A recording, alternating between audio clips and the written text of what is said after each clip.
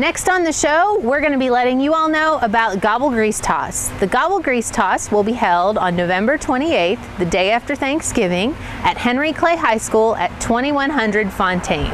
The reason why we're having the Gobble Grease Toss is because it is very important for us to dispose of our cooking oil correctly. If cooking oil and butter and grease and all sorts of things that you cook with are poured down the drain, it can clog up not just your pipes, but also the city's pipes, which can cause sanitary sewer overflows and other problems in our system. So if you are frying a turkey this Thanksgiving, please check out the Gobble Grease Toss. The reason why we're collecting grease at Henry Clay High School is because they are going to use it to make biodiesel. So next up, we'll talk to Tim Bailey, a teacher at Henry Clay, and he'll let you know all about what the students are going to be doing.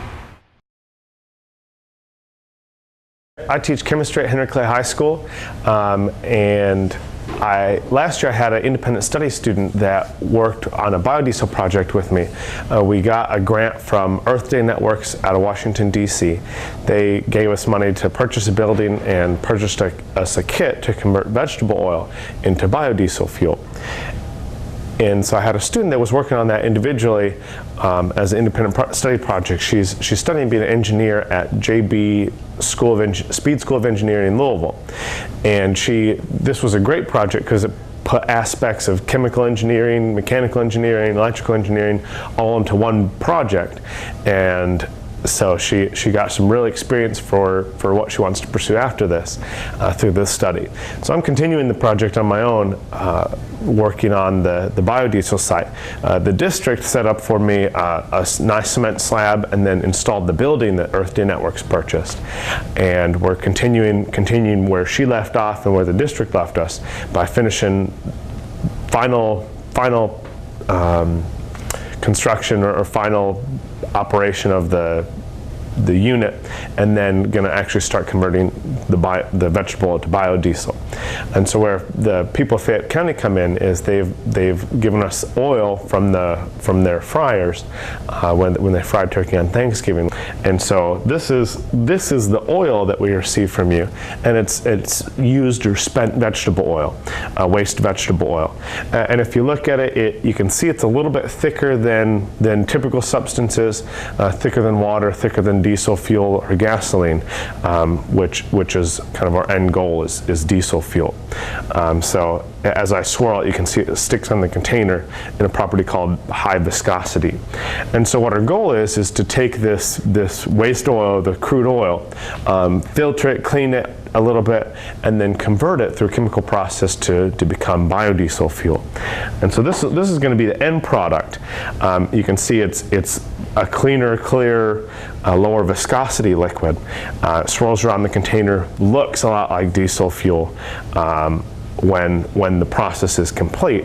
And so this is our end goal. This is what we're planning to make and have made some as a byproduct of that waste vegetable oil.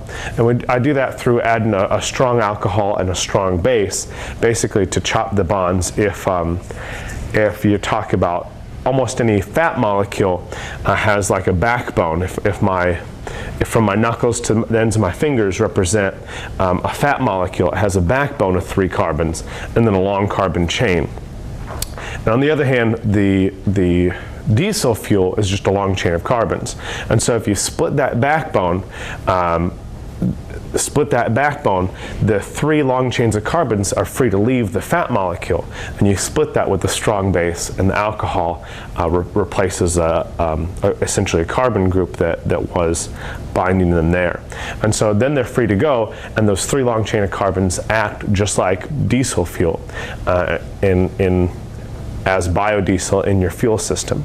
It can be slightly more corrosive, so you have to have specific rubber components in the fuel system to operate on that. And if you were to put it in a vehicle, you'd probably put that in with a mixture of diesel fuel as opposed to just the biodiesel on its own. The biodiesel I showed you is some biodiesel we made in my chemistry class. We make it in a small container, like 250 milliliters at a time, and I've tested that in my vehicle before after we run some tests on it to be sure it's decent quality.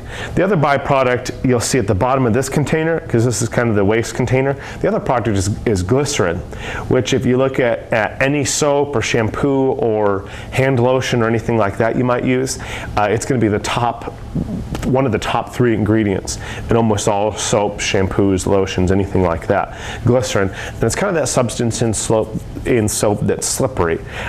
It's a chemical we keep on the shelf in a chemical storeroom, but helps cause things to be slippery as well as trap moisture. It's one of the things that's responsible for trapping moisture in the skin for things like a lotion.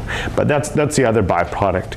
And so we may be able to make some sort of soap or some product out of that would be viable for some other consumer use. So that'll be the other thing we hope to do with that, provided we can find someone that's interested in using it.